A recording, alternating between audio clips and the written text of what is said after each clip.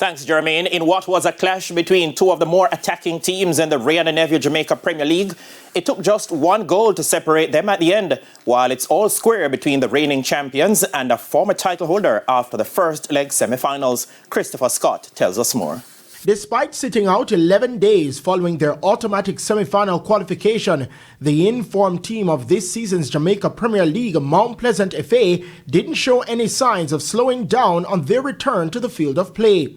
The table toppers of the preliminary round went up against a plucky Montego Bay United in the semi-final and dominated the early exchange.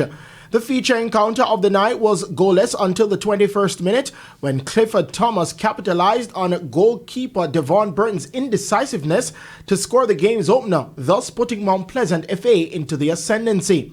It turned out to be the only goal of the contest as both teams squandered a number of opportunities to add to the scoreline.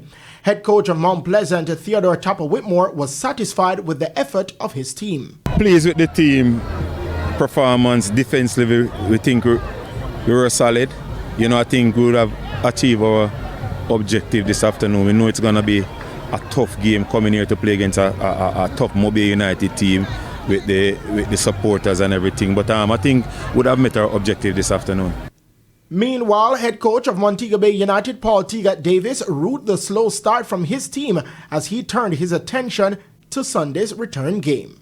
In the first half, I think we played in patches in terms of that. Because we take a while to get into our game. Second half was more different, So unfortunately, that goal that scoring, as we spoke as keepers, when you come into a crowd, you don't try to hold the ball, you punt it. But such is life, It's now us now for us get back and get these guys together mentally, ready for this game on Sunday. In the opening game of the doubleheader, defending champions Cavalier and Arnett Gardens battled to a 1-1 draw. Arnett looked vulnerable as they soaked up a tremendous amount of pressure before Jerome McCleary scored in the 26th minute to give Cavalier the lead. However, Arnett Gardens fought back to level the proceedings through Warner Brown 9 minutes from time for his 22nd goal of the season to leave the tie even going into the second leg. Despite fighting back to level the match, Arnett's coach Xavier Gilbert was disappointed with his team's performance. We'll have to do better at this level.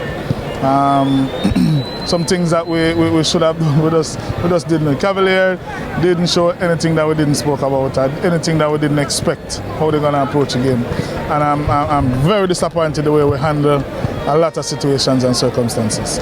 Cavalier Technical Director Rudolph Speed is looking for his team to improve and turn the tie in their favor come Sunday. We thought we were in control, but our inability to shoot when we were in good up in positions or not being selfish came back to haunt us.